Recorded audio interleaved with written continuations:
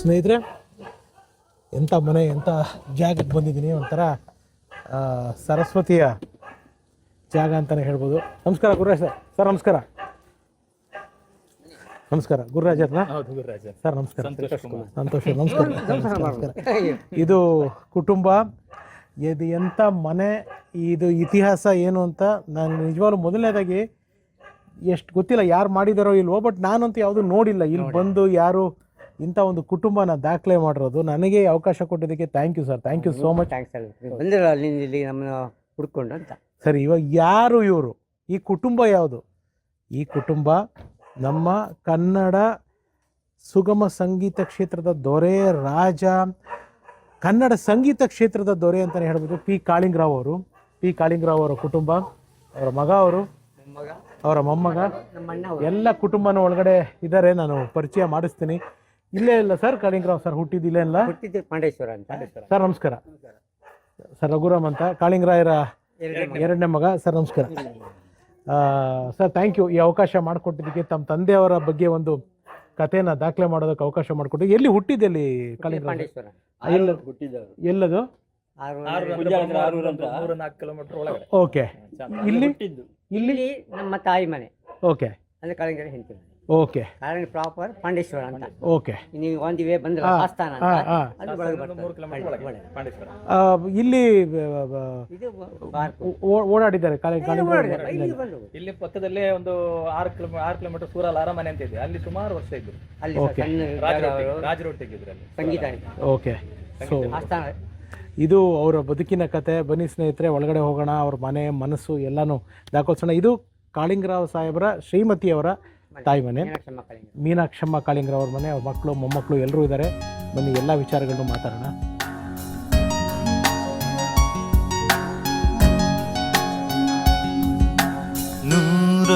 ನೂರೊಂದು ನೆನಪು. ನಮಸ್ಕಾರ. ನಮಸ್ಕಾರ. ನಮಸ್ಕಾರ. ಮೊಮ್ಮಗಳು. ಓ, ಗುರುರಾಜ್ ಅವ್ರ ಅಕ್ಕ. ಓಕೆ. ಓಕೆ. ಅವ್ರ ಪಾಪ ತುಂಬ ಅಮ್ಮ. ನಮಸ್ಕಾರ. ನಮಸ್ಕಾರ. ನಮಸ್ಕಾರ. ಓ, ಇಲ್ಲಿ ಈ ಮನೇಲಿ ಯಾರು ಇದ್ದಾರೆ? ನೀವು, ನಿಮ್ಮ ಮಗ? ನನ್ನ ಮಗ ಬೆಂಗಳೂರಲ್ಲಿ ಬಂದಿಲ್ಲ. ಓಕೆ. ಅವ್ರ ಹೆಸರು? ಇನ್ನೊಬ್ರು ಇದಾರಲ್ಲ, ವಸಂತ್ ಕುಮಾರ್ ಅವರನ್ನ.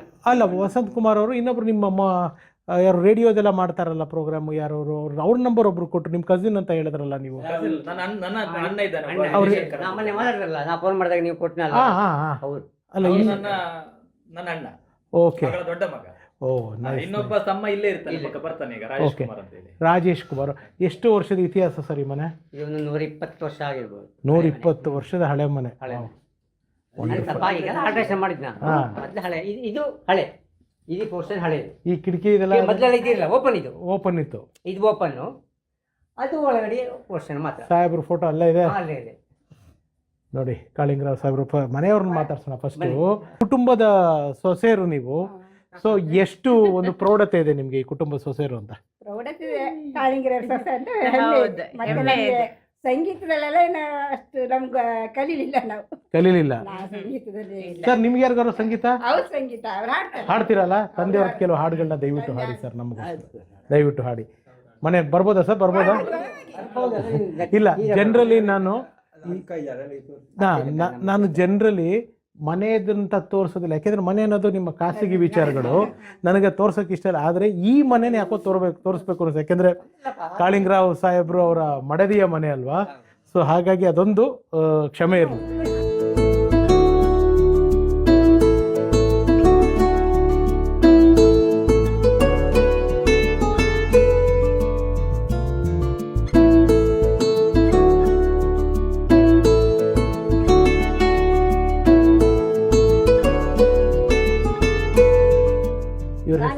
ಪ್ರೇಮ ಕುಮಾರಿ. ಇವರು ಕಾಳಿಂಗರಾಯರು. ಪ್ರೇಮ ಎಂ ಆರ್ ಶಾನ್ಭೋಗ್ ಅಂತ. ಏನ್ ಹೆಸರು? ಪ್ರೇಮ ಎಂ ಆರ್ ಶಾನ್ಭೋಗ್. ಪ್ರೇಮ ಎನ್.ಆರ್. ಹಾಗಾದ್ರೆ ನೀವು ಹಾಗೆಯಾ? ಪ್ರೇಮ ಕುಮಾರಿ ಅಂತಾನೆ ಹೇಳಿ ಸಾಕು. ಕುಮಾರಿ ಇಲ್ಲ, ಅಲ್ಲ ಕುಮಾರಿ ಅಂತಾನೆ ಹೇಳುದು ಯಾರು? ಕುಮಾರಿ ಅಂತ ಈಗ ದೊಡ್ಡವಳು ಕುಮಾರಿ ಅಲ್ವಾ ಎಂ ಆರ್ ಶಾನ್ಭೋಗ್. ಬಗ್ಗೆ ತೊಂದ್ರೆ ಇಲ್ಲ. ಅಪ್ಪ ಅಂದ್ರೆ ಜ್ಞಾಪಕ ಶಕ್ತಿ ಇಲ್ಲ, ಯಾರ್ದು ಇಲ್ಲ. ಯಾರ್ದು ನೆನಪಿಲ್ಲ. ಈಗ ಒಂದು ವರ್ಷದಿಂದ ಈ ಕಡೆ ಅದ ಅವಳಿಗೆ ಒಂದ್ಸಲ ಆಕ್ಸಿಡೆಂಟ್ ಆಯ್ತು, ತಲೆಗೆ ಪೆಟ್ಟಾಯ್ತು. ಅದ್ರ ನಂತರ ಸ್ವಲ್ಪ ಅದೊಂದು ಮೆಮೊರಿ 8 ಕಡಿಮೆ ವರ್ಷ ಕಡಿಮೆ ಆಯ್ತು. ಕಡಿಮೆ ಆಗ್ತಾ ಕ್ರಮೇಣ ಜ್ಞಾಪಕ ಶಕ್ತಿ ಕಮ್ಮಿ ಆಗುತ್ತೆ ಅಂತ ಹೇಳಿದ್ದಾರೆ. ಅದಿಲ್ತು. ಆಪರೇಷನ್ ಮಾಡಕ್ಕಾಗಿಲ್ಲ ಆಗ. ನನಗೆ ಬಾಕಿ ಎಲ್ಲ ಗಟ್ಟಿ ಇದ್ದಲ್ಲ, ಯಾವ ಆರೋಗ್ಯ ಸಮಸ್ಯೆ ಇಲ್ಲ. ಬೇರೆ ಇಲ್ಲ, ಶುಗರ್ ಇಲ್ಲ, ಹೆಲ್ದಿ ಬೆಸ್ಟ್. ಎಂತ ಇಲ್ಲ. ಮೆಮೊರಿ ಇಲ್ಲ, ಮೆಮೊರಿ ಇಲ್ಲ ಅಷ್ಟೇ. ಯಾರನ್ನು ಜ್ಞಾಪಕ ಇಲ್ಲ? ಯಾವ್ದಿಲ್ಲ, ಯಾರು ಹೇಳಿದ ಕೂಡಲೇ ಒಂದ್ಸಲ ಮಾತ್ರ, ಮತ್ತಿಲ್ಲ. ಒಮ್ಮೆ ಹೇಳಿದ್ರೆ ರಘುರಾಮ್ ಮಕ್ಕಳು- ಅಂತಾರೆ. ರಘುರಾಮ್ ಅಂತಾರೆ. ನಂದೇ ಗೊತ್ತಾಗುದಿಲ್ಲ, ಹೇಳ್ಬೇಕು ನಾನು ಮಗಳಲ್ಲ ನಿಂದು ಅಂತ ಹೇಳಿದ್ರೆ ಗೊತ್ತಾಗುತ್ತೆ. ಇಲ್ಲಿ ಇವತ್ತು ಬಂದಾಗ ಕೇಳಿದೆ, ನಿನ್ನ ಹೆಸರು ಏನು? ಶರತ್ ಒಂದೇ. ಶರತ್ ಯಾರು ಕೇಳಿದ್ರೆ ನನ್ನ ತಮ್ಮ ಅದು ಹೇಳ್ತಾರೆ. ತಮ್ಮ ಗೊತ್ತಾಗ್ತದೆ, ಬಟ್ ಇಂಥವ್ರೇನು ಐಡೆಂಟಿಫೈ ಮಾಡಿ ಗೊತ್ತಾಗಲ್ಲ. ಐಡೆಂಟಿಫೈ ಮಾಡೋದು. ಅಂದ್ರೆ ನಮ್ಗನ್ಸೋದು ಪಾಪ ಅವ್ರಿಗೆ ಜ್ಞಾಪಕ ಶಕ್ತಿ ಇದ್ದಿದ್ರೆ ತಂದೆ ಬಗ್ಗೆ ಇನ್ನಷ್ಟು ವಿಚಾರ ಅವ್ರಿಗೆ ಗೊತ್ತಿರೋದು, ಯಾಕಂದ್ರೆ ಅವಳು ಮೈಸೂರಲ್ಲಿ ಅಜ್ಜನೊಟ್ಟಿಗೆ ಇದ್ದರು. ರಘುರಾಮ್ ಅಂತ ಹೇಳಿ ಬೆಂಗಳೂರಿಂದ ಬಂದದ್ದು. ಅಮ್ಮ ನಮಸ್ಕಾರ. ನಮಸ್ಕಾರ. ಅಜ್ಜನ ಬಗ್ಗೆ ನಿನ್ನ ಅಪ್ಪನ ಬಗ್ಗೆ, ಕಾಳಿಂಗರ ಬಗ್ಗೆ ಒಂದು ವಿಡಿಯೋ ಮಾಡೋಕ್ ಬಂದಿದ್ರು ಬೆಂಗಳೂರಿಂದ. ಬೆಂಗಳೂರಿಂದ. ಇವರು ಪಿಕ್ಚರ್ ಆಕ್ಟರ್ ಮೊದ್ಲು. ಟೊಟ್ಟಿಗೆಲ್ಲ ಈಗ ಆಕ್ಟಿಂಗ್ ಮಾಡೋದು ಕಡಿಮೆ ಮಾಡಿ ಇವರು ಈ ತರ ಯೂಟ್ಯೂಬ್ ಚಾನಲ್ ಅಲ್ಲಿ ಒಳ್ಳೆ ಒಳ್ಳೆ ಗಣ್ಯ ವ್ಯಕ್ತಿಗಳನ್ನೆಲ್ಲ ಇಂಟರ್ವ್ಯೂ ಮಾಡೋದೆಲ್ಲ ಮಾಡ್ತಾ ಇದ್ದಾರೆ. ಆಗ್ಲಿ ಅದು ಹಾಗೆ ಒಳ್ಳೆ- ನಿನ್ನ ಒಳ್ಳೆ- ನಿಮ್ಮನ್ನು ಒಳ್ಳೆ ನಮ್ಮ ನಿನ್ನ ಅಪ್ಪನ ಬಗ್ಗೆ ಒಂದು ಡಾಕ್ಯುಮೆಂಟ್ರಿ ಮಾಡುವಂತ ಬಂದಿದ್ದಾರೆ ಮನೆಗೆ. ಆಯ್ತು ಮಾಡಿ. ಆಯ್ತಾ? ಅಮ್ಮ ಅಪ್ಪನ ಬಗ್ಗೆ ಏನೇನಾದ್ರು ಹೇಳ್ತೀರಾ? ನಿಂಗೆ ಅಪ್ಪನ ಬಗ್ಗೆ ಎಂತ ಗೊತ್ತಿತ್ತಾ? ಕಾಳಿಂಗರ ಬಗ್ಗೆ ಏನಾದ್ರು ಗೊತ್ತಿತ್ತಾ ಒಂದು ವಿಷಯ? ಸಾಧಾರಣ ಗೊತ್ತಿತ್ತು. ಎಂತ ಇತ್ತು, ಎಂತ ಗೊತ್ತಿತ್ತು? ಅವ್ರು ಎಲ್ಲಿದ್ದಿದ್ರು? ಅವ್ರು ಇದ್ದದ್ದು ಪಾಂಡೇಶ್ವರ. ಹಾ, ಅಲ್ಲಲ್ಲ, ಮೂಲ ಮನೆ. ಮೂಲ ಮನೆ ಪಾಂಡೇಶ್ವರ. ಸರಿ, ಮೂಲ ಮನೆ ಪಾಂಡೇಶ್ವರ. ನಿಮ್ಗೆ ಅವ್ರಿಗೆ ಏನಾದ್ರು ಜ್ಞಾಪಕ ಇದೆಯಾ ಅವ್ರ ಜೊತೆಗೆ ಇದ್ದಿದ್ದು? ನೀನು ಮೈಸೂರಲ್ಲಿ ಇದ್ದಿದ್ದೆಲ್ಲ ಒಟ್ಟಿಗೆ? ಮೈಸೂರಲ್ಲಿ ಇದ್ಲು. ಮೈಸೂರಲ್ಲಿ ಇದ್ದಿದೆ. ಅರಮನೆಯಲ್ಲಿ ಇರ್ಲಿಲ್ಲ? ಅರಮನೆಯಲ್ಲ, ಅಲ್ಲಿ ಮೈಸೂರಲ್ಲಿ ಹೌದು. ಮೈಸೂರು ಅರಮನೆ. ದೇವರಾಜ ಅರಮನೆ ಮಗಲ್ಲಿ. ಹಾ. ಮೈಸೂರಲ್ಲಿ ಇದ್ದೆ ನಾನು. ಭರತನಾಟ್ಯ ಎಲ್ಲ ಕಲ್ತಿದ್ದಿ? ಹೌದು. ನಿಂಗೆಲ್ಲ ಕಲ್ಸಿದ್ರು? ಭರತನಾಟ್ಯ ಎಲ್ಲ ಕಲ್ಸಿದ್ರ ಅಪ್ಪ? ಅಪ್ಪನೊಟ್ಟಿಗೆ ಸುಮಾರು ವರ್ಷ ಇದ್ದಿದ್ದಿ? ಸಾಕು ಬಿಡಿ ಪಾಪ. ಹೌದು. ಜ್ಞಾಪಕ ಇಲ್ಲ ಅಷ್ಟೇ. Thank you. ಮಗನ ನಾನು ನಿನ್ನ ಮಗ, ಗುರು. ಅದು ಮಗಳು. ನಾನು ಗುರು ಅಲ್ದನ? ಗುರುವ ಹೌದು. ಗೊತ್ತಾಗುದಿಲ್ಲ. ಇಲ್ಲ ಬಿಡಿ ಪಾಪ, ಬೇಡ ನಾ ಏನು ಸಿಕ್ಕಿಲ್ಲಪ್ಪ, ನೀನ್ ಎತ್ತಿದ್ದೆ. ಬೇಡ ಪಾಪ, ಬೇಡ ಬೇಡ ಪಾಪ, ನಮಗೆ ಸಂಕಟ ಆಗತ್ತೆ ಅದು ನೋಡಿದ್ರೆ.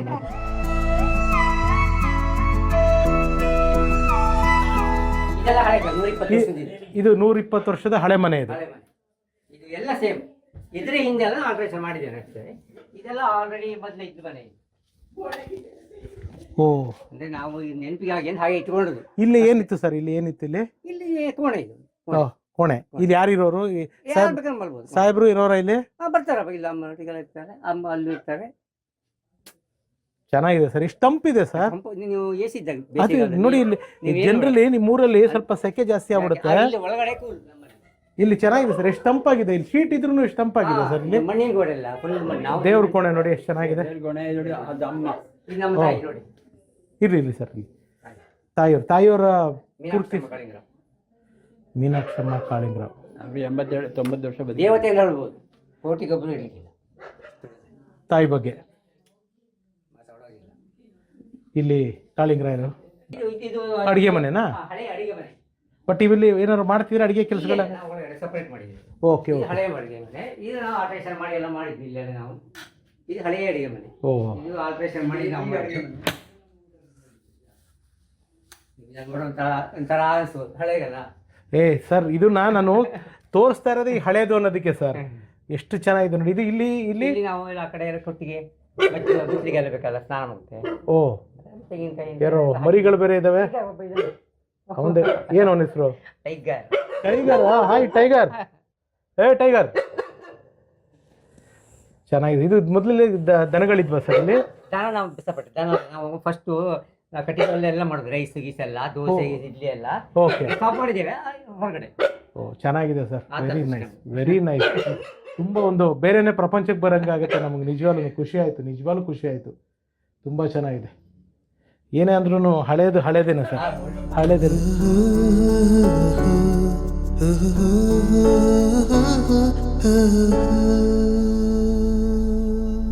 ಸೊ ಸ್ನೇಹಿತರೆ, ಇದು ಒಂದು ಪುಟ್ಟ ಕಾಳಿಂಗರಾವ್ ಸಾಹೇಬರ ಮಡದಿಯ ಮನೆಯ ಒಂದು ಚಿಕ್ಕ ಒಂದು ಪಕ್ಷಿ ನೋಟವಾಗಿತ್ತು. ನಾನು ನಿಮಗೆ ಗೊತ್ತು, ಜನರಲಿ ನಾನು ತೋರಿಸಲ್ಲ, ಬಟ್ ಈ ಮನೆ ಅಂಥ ಹಿರಿಯರು ಬಾಳಿ ಬದುಕಿದ ಮನೆ ನಮ್ಮೆಲ್ಲ ಜನಗಳು ನೋಡಲಿ ಅನ್ನೋದೊಂದು ಆಸೆ ಸರ್. ಇವಾಗ ಸಂದರ್ಶನ ನಾಳೆಯಿಂದ ಪ್ರಾರಂಭ ಆಗುತ್ತೆ, ನಿಮ್ಮದು ಚಿತ್ರೀಕರಣ ಮಾಡ್ತೀನಿ.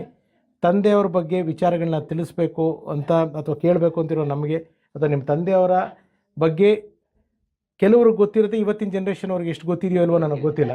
ಸೊ ಅಂಥವ್ರಿಗೆ ಏನು ಹೇಳೋದಕ್ಕೆ ಇಷ್ಟಪಡ್ತೀರಾ ಸರ್? ನಮ್ಮ ತಂದೆಯವರು ಇಷ್ಟಪಡ್ತಿದ್ದಾರೆ, ಯಾಕಂದರೆ ಸುಗಮ ಸಂಗೀತ ಪಿತಾಮಹ ಅಂತ ಹೆಸರು ಕೊಟ್ಟಿದ್ರು ಅವರು. ಯಾಕಂದರೆ ಇದು ಎಲ್ಲ ಆಗಲ್ಲ ಸಂಗೀತ ಅಂದರೆ ಶಾಸ್ತ್ರೀಯ ಸಂಗೀತನೇ ಹಾಡ್ತಿದ್ರು. ಆಗ ಒಂದು ದಿನ ಕುವೆಂಪುರು ಕೇಳಿದಂತೆ ನಮ್ಮ ತಂದೆಯವರನ್ನ, ಕಾಳಿಂಗರೇ ನೀವು ಎಲ್ಲ ಹಾಡು ಹಾಡ್ತೀರಿ, ನಮ್ಮ ಬರೋದು ಹಾಡೆಲ್ಲ ಹಾಡಬೇಕಲ್ಲ ನೀವು ಅಂದರೆ, ಕುಡಿ ಕುಡಿ ಕುಡಿದು ಹಾಡ್ತೀನಿ ಅಂತ ಇಸ್ಕೊಂಡು ಹಾಡಿದ್ರಂತೆ ಆಕಾಶವಾಣಿಯಲ್ಲಿ. ಆಗ ಮೈಸೂರು ಆಕಾಶವಾಣಿ. ಅದು ಏನಾಯಿತು, ಒಳ್ಳೆ ಹೆಸರು ಬಂತು ಸುಗಮ ಸಂಗೀತದಲ್ಲಿ. ಇನ್ನು ಹಾಡಬೇಕಂತ ಡಿಮಾಂಡ್ ಬಂದಾಗ ಕುವೆಂಪುವರ ಇನ್ನು ಹಾಡು ಕೇಳಿದ್ದಾರೆ, ನಿಮ್ಮ ಹಾಡು ಕೊಡಿ ನಮಗೆ ಅಂದರೆ, ಎಲ್ಲ ಹಾಡು ನೀವು ಹಾಡಿ, ನಮಗೇನು ರಾಯಲ್ಟಿ ಕೊಡಬೇಡಿ ನೀವು, ನಿಮ್ಮಿಂದ ನನ್ನ ಪುಸ್ತಕ ಸೇಲ್ ಆಗಿದೆ ಅದಕ್ಕೆ ಅಂದರೆ. ಯಾವ ಹಾಡು ಸರ್ ಅದು ಫಸ್ಟ್ ಹಾಡಿದ್ದು? ಫಸ್ಟ್ ಹಾಡಿದ್ದು ಯಾವುದು ನಂಗೆ ಜ್ಞಾಪಕ. ಕುವೆಂಪು ಅವ್ರದ್ದು ಅವರು ಅನಂತ ದಿಗಂತ ಹಾಡಿದ್ದಾರೆ, ತುಂಬ ಜಾಸ್ತಿ ಅವ್ರದ್ದು ಹಾಡಿದ್ದಾರೆ. ಆಮೇಲೆ ಬೇರೆಯವರು ಹಾಡಿದ್ದಾರೆ. ಆದರೆ 56ನೇ ಇಸ್ವಿಯಲ್ಲಿ ಕರ್ನಾಟಕ ಉದಯ ಆದಾಗ, ಆಗ ಬಾಬುರಾಜೇಂದ್ರ ಪ್ರಸಾದರು ಬಂದಿದ್ದರು, ಮೈಸೂರು ರಾಜ್ಯ ಆಗಿದ್ದ ಆಗ ವೈಗುರು ನಾರಾಯಣರಾಯರು ಒಂದು ಹಾಡು ಬರ್ಕೊಟ್ರು ಕನ್ನಡದಲ್ಲಿ, ಉದಯವಾಗಲಿ ನಮ್ಮ ಹಾಡನ್ನು. ಹೇಳಿ ಸರ್ ಅದನ್ನು ಹೇಳಿ ಸರ್, ಹಂಗೆ ಚೆನ್ನಾಗಿದೆ. ಉದಯವಾಗಲಿ ನಮ್ಮ ಚೆಲುವ ಕನ್ನಡ ನಾಡು, ಬದುಕು ಬಾಳ್ವೆಯ ನಿಧಿಯ ಸದಭಿಮಾನದ ಗೂಡು, ಉದಯವಾಗಲಿ ನಮ್ಮ ಚೆಲುವ ಕನ್ನಡ ನಾಡು, ರಾಜನ್ಯರಿಪು ಪರಶುರಾಮ ನಮ್ಮನ ನಾಡು, ಆಜಲದೆಯನೆ ಜಯಿದ ಹನುಮ ಪುಟ್ಟಿದ ನಾಡು, ಪೂಜೆಯಂ ಮೆರೆದರ ಸುಗಳ ಸಾಹಸದ ಸಿಗುಳು, ತೇಜವನ್ನೀ ತೆರೆದಿ ಕೊಡುವ ನಾಡನು ನೋಡು, ಉದಯವಾಗಲಿ ನಮ್ಮ ಚೆಲುವ ಕನ್ನಡ ನಾಡು, ಲೆಕ್ಕಿಗಮಿತಾಕ್ಷರರು ಬೆಳೆದು ಮೆರೆದಿ ನಾಡು, ಜಕ್ಕಣನ ಶಿಲ್ಪಕಲೆ ಅದ್ಭುತದ ಕುರುಗೋಡು, ಚೊಕ್ಕ ಮತಗಳ ಸಾದರೆಲ್ಲರಿದು ಸಿರಿನಾಡು, ಬೊಕ್ಕಸದ ಕಣಜ ವೈವಿಧ್ವತ್ತುಗಳ ನಾಡು, ಉದಯವಾಗಲಿ ನಮ್ಮ ಚೆಲುವ ಕನ್ನಡ ನಾಡು. ಈ ಹಾಡಿಗೆ ಆವಾಗ ರಾಜ್ಯ ಪ್ರಶಸ್ತಿ ಬಂದು, ಮೊತ್ತ ರಾಜ್ಯ ಪ್ರಶಸ್ತಿ ಬಂದು ನಮ್ಮ ತಂದೆಗೆ ಇದು ಹಾಡು ಬರೆದ ಹುಯಿಗಳು ನಾಡು ಇಬ್ಬರಿಗೆ ಕೊಟ್ಟದ್ದು. 56ನೇ ಇಸ್ವಿಯಲ್ಲಿ 1,000 ರೂಪಾಯಿ ಕೊಟ್ಟು ಒಂದು ಚಿನ್ನದ ನಾಣ್ಯ ಪದಕ ಕೊಟ್ಟಿದ್ರು 56ನೇ ಇಸ್ವಿಯಲ್ಲಿ. ಸೂಪರ್ ಸರ್, ತಾವೇನು ಹೇಳ್ತೀರಾ ತಮ್ಮ ತಂದೆಯವ್ರ ಬಗ್ಗೆ ವಿಷಯ ತಿಳಿಸಿ? ನಮ್ಮ ಬ್ರದರ್ ಹೇಳಿ ಆಗಿದೆ. ಯಾಕಂದ್ರೆ ನಾನು ಜಾಸ್ತಿ ಇರೋದು ಊರಲ್ಲಿ, ನನಗೂ ಟಚ್ ಕಡಿಮೆ, ಅಲ್ಲ ವರ್ಷಕ್ಕೆ 4-5 ಸರಿ ಬಂದು ಹೋಗ್ತಾರೆ ಅಷ್ಟೇ. ನಾನು ಬೆಂಗಳೂರಿಗೆಲ್ಲ ಹೋದವಲ್ಲ, ಹಾಗಾಗಿ ಹಾಡು ಕೇಳ್ತೇನೆ. ಆವಾಗ ಆಕಾಶವಾಣಿ ರೇಡಿಯೋಲಿ ಬರ್ತಾಯಿತ್ತಲ್ಲ, ಅದ್ರಲ್ಲಿ ಕೇಳ್ತೀವಿ. ಮತ್ತು ಈಗಿನ ಥರ ಮಾಧ್ಯಮ ಟಿ ವಿ ಇರಲಿಲ್ಲಲ್ಲ, ಹಾಗಾಗಿ ಕಡಿಮೆ ಅಷ್ಟೇ. ಗುರುರಾಜ್ ಅವರೇ, ಥ್ಯಾಂಕ್ ಯು. ನಿಮ್ಮಿಂದನೇ ನನಗೆ ಇದು ಅದು ಆಕಾಶವಾಣಿಯಲ್ಲಿ 16 ವರ್ಷ ಬರ್ತಾಯಿತ್ತು ಮೈಸೂರಲ್ಲಿ, ಅದಿದೆ ಹಾಡನ್ನು. ಅದನ್ನು ಮನೆಯವರು ಹಾಡ್ತಿದ್ರು, ಅದು ಅವರು ಬೇರೆ ಥರ ಹಾಡಿದರು, ಬೇರೆ ವಿಚಾರ. ಅಂದರೆ ಅವ್ರಿಗೆ ಇದು ಗೊತ್ತಿಲ್ಲ. ಆ್ಯಕ್ಚುಲಿ ಇದಕ್ಕೆ 3 ರಾಗ ಹಾಕಿದ್ದಾರೆ ಅವರು, ಮೌನ ರಾಗ, ಭಾಗೇಶ್ವರ ರಾಗ, ಬಹಾರ್ ರಾಗ, 3 ರಾಗ ಒಂದು ಹಾಡಿಗೆ ಹಾಕಿದ್ದಾರೆ ಆ ಕಾಲದಲ್ಲಿ 56ನೇ ಇಸ್ವಿಯಲ್ಲಿ. ಅದು ಈಗ ಇವರೆಲ್ಲ ಒಂದೇ ರಾಗದಲ್ಲಿ ಹಾಡ್ತಾರೆ, ಅದು ಬೇರೆ ವಿಚಾರ. ಅಂದರೆ ಉದಯವಾಗಿ ಹಾಡು ಮಾತ್ರ ಅದು ಪಕ್ಕ ಕಾಳಿಂಗರಾಯ ಮಾಡಿದ್ದು. ಕಾಳಿಂಗರಾಯರದು. ನೀವೇನು ಹೇಳ್ತೀರಾ ಗುರುರಾಜ್ ಅವರೇ? ಕಾಳಿಂಗರಾಯರ ಮಗನಾಗಿ ಹುಟ್ಟಿದ್ದೆ ಅದು ಪೂರ್ವಜನ್ಮ ಸುಕೃತ ಅಂತ ಹೇಳ್ಬೋದು. ಅದೇ ರೀತಿ ನಮಗೆ ಸಂಗೀತದಲ್ಲಿ ಆಸಕ್ತಿ ಇದೆ, ಆದರೆ ಸಂಗೀತ ಕಲೀಲಿಲ್ಲ. ಆದರೆ ಹಾಡನ್ನು ಕೇಳಿ ಹಾಡುವಂಥ ಒಂದು ಬಂದಿದೆ ರಕ್ತದಲ್ಲಿ, ಬೇರೆ ಹಾಡನ್ನು ಅನುಕರಣೆ ಮಾಡುವಂಥದ್ದು. ಹಾಗೆ ಕಾಳಿಂಗರಾಯರದಂತಲ್ಲ, ಪ್ರತಿಯೊಬ್ಬರ ಹಾಡನ್ನು ಅನುಕರಣೆ ಮಾಡಿ ಹಾಡುವಂಥ ಒಂದು ಇದು ಬಂದಿದೆ. ಸಂಗೀತ ಜ್ಞಾನ ಇಲ್ಲ, ತಾಳ ಗಿಳ ಶ್ರುತಿ ಅದೆಲ್ಲ ಅಷ್ಟು ಗೊತ್ತಾಗಲ್ಲ. ಆದರೆ ನಮಗೆ ತಿಳಿದ ಮಟ್ಟಿಗೆ ಆಗಿನ ಕಾಲದಲ್ಲೇ ವೆಸ್ಟರ್ನ್ ಮಿಸ್ ತಂದವರು ಈ ಕಾಳಿಂಗರಾಯರು ನಮ್ಮ ಇದಕ್ಕೆ, ಇಂಡಿಯಾಕ್ಕೆ. ಹೌದು, ಫ್ಯೂಷನ್ ತಂದಿದ್ದವರಲ್ಲ. ಯಾಕಂದ್ರೆ JP ರಾಜರತ್ನಂ ಅವರ ಕವನವನ್ನು ಯಾರಿಗೂ ಹಾಡಕ್ ಆಗಲ್ಲ, ಅಂತ ಕವನವನ್ನು ಅವರು ಲೀಲಾಜಾಲವಾಗಿ ವೆಸ್ಟರ್ನ್ ಮ್ಯೂಸಿಕ್ ಅಲ್ಲಿ ಹಾಡಿದ್ದಾರೆ ಆ ಕಾಲದೊಂದು. ಅದಕ್ಕೊಂದು ಕಾರಣ ಇದೆ ಗೊತ್ತಾ ನಿಮಗೆ? ಈ ಕಾರಣ ಪ್ರತಿ ಒಂದೂ ನಾವು ಸಂದರ್ಶನದಲ್ಲಿ ಮಾತಾಡೋಣ. ಏನು ಗೊತ್ತಾ, ಅದು ಅವ್ರ ಹಾಡು 1,000 ಬುಕ್ ಸೇಲ್ ಆಗಲಿಲ್ಲ ಅಂತೆ. ಅದು ಹೇಳಿದ್ದು ನನಗೆ ಶ್ರೀಧರ ರಾಜತ್ನ ಬರೋ ಮಗ. ಅದು ಯಾಕೆ ಸೇಲ್ ಆಗಿಲ್ಲ ಅಂದರೆ ಓದಲಿಕ್ಕೆ ಕಷ್ಟ, ನಾವಿಗೆ ತಿರುಗುವುದಿಲ್ಲ. ಅದಕ್ಕೆ ಏನಿಂದು ನಮ್ಮಪ್ಪ ಕೇಳು ಹೀಗೆ, ಹೌದು ಕಾಳಿಂಗರಾಯ ನನ್ನ ಬುಕ್ ಹಾಡಾಯೋ ಅಂದರೆ, ಕೊಡಯ್ಯ ನಾಳೆ HMS ರೆಕಾರ್ಡಿಂಗ್ ಇದೆ, ಒಂದು ಹಾಡ್ತೀನಿ ತಗೋ 10 ರೂಪಾಯಿ ಒಂದು ಕೊಟ್ಬಿಟ್ಟು ಅಲ್ಲಿ ಹೋಗ್ಬಿಟ್ಟು ಅದೇ ಬ್ರಹ್ಮಾನಿಂಗೆ ಹೆಂಡ ಮುಂಟಿದ ಕೈನ. ಅದಕ್ಕೆ ಅವರು ವೆಸ್ಟರ್ನ್ ಮ್ಯೂಸಿಕ್ ಹಾಕಿ ಕ್ಲಾರಿನೆಟ್ ಯೂಸ್ ಮಾಡಿ ಅದನ್ನು ಅವತ್ತು ಹಾಡಿದ್ದು. ಅದು ಏಕ್ದಮ್ ಫೇಮಸ್ ಆಯ್ತಲ್ವ. HMS ಅವರಿಂದ ಇದು ಬಂತು, ಇನ್ನು ಹಾಡಿ ನೀವು ಇನ್ನು ಹಾಡಿ ಅಂತ. ಆಮೇಲೆ ಕೊಡಯ್ಯ ಇನ್ನು ಬುಕ್ ಕೊಡೋದು ಹಾಡ್ತೀನಿ, ಎಷ್ಟು ಕೊಡಿದ್ರೆ ರಾಯಟಿಗಾರೆ, ಏನು ಬೇಡ ಮಾರಾಯ, ನೀನು ಒಂದು ಹಾಡು ಹಾಡಿಯೇ ನನಗೆ 1,000 ಬುಕ್ ಸೇಲ್ ಆಗಿದೆ, ಸೆಕೆಂಡ್ ಪ್ರಿಂಟ್ ಮಾಡ್ತಾ ಇದ್ದೀನಿ, ಈ ಪೂರ ನೀನೇ ಹಾಡ್ಕೊ ಹೋಗಿ ಕೊಟ್ಬಿಟ್ರು ರಾಜರತ್ನವರು. ಅಂದರೆ ಅವ್ರು ಗಳಸ ಗಂಟೆ ಅದನ್ನ ನಾನು ಹೇಳಿದ್ದೆ, ಯಾರು ಅವ್ರ ಮಗ ಶ್ರೀಧರ್ ರಾಜರತ್ನ. ನಾ ಯಾಕೆ ಹೋದೆ ಅಂದರೆ ಅಲ್ಲಿ ಹೋಗಿ ಹಾಡಕ್ಕೆ ಹೇಳಿದ್ದೆ, ಹಾಡಬೇಕು ಕೊಡಿ ಅಂತ ನನಗೆ ಅವಕಾಶ ಕೊಡಿ ಅಂತ ಹೇಳಿ ಇಡೀ ಬುಕ್ ಕೊಟ್ಬಿಟ್ಟು ಎಲ್ಲ ಕಥೆ ಹೇಳಿಬಿಟ್ಟು ನೀವು ಏನು ಬೇಕಾದ್ರೆ ಹಾಡ್ಕೊಳ್ಳಿ, ದುಡ್ಡೇ ಕೊಡಬೇಡಿ ನಿಮ್ಮಂದರು ನನಗೆ. Super super. ಸೊ ಸ್ನೇಹಿತರೆ, ಇದು ಒಂದು ಚಿಕ್ಕ ಮುನ್ನೋಟ ಅಷ್ಟೇ. ನಾಳೆಯಿಂದ ಸರಣಿ ಪ್ರಸಾರ ಆಗುತ್ತೆ. ಎಲ್ಲ ಕುಟುಂಬಸ್ಥರನ್ನು ಮಾತಾಡಿಸ್ತೀನಿ, ಕಾಳಿಂಗರಾವ್ ಅವರ ಬದುಕಿನ ಕಥೆಯನ್ನು ವಿವರವಾಗಿ ನಿಮಗೆ ತಿಳಿಸ್ತೀನಿ. ಸೊ ನಾಳೆಯಿಂದ ಸರಣಿ ಪ್ರಾರಂಭ ಆಗುತ್ತೆ. ನಮಸ್ಕಾರ, ಕಾಯ್ತಾ ಇರಿ. Thank you so much.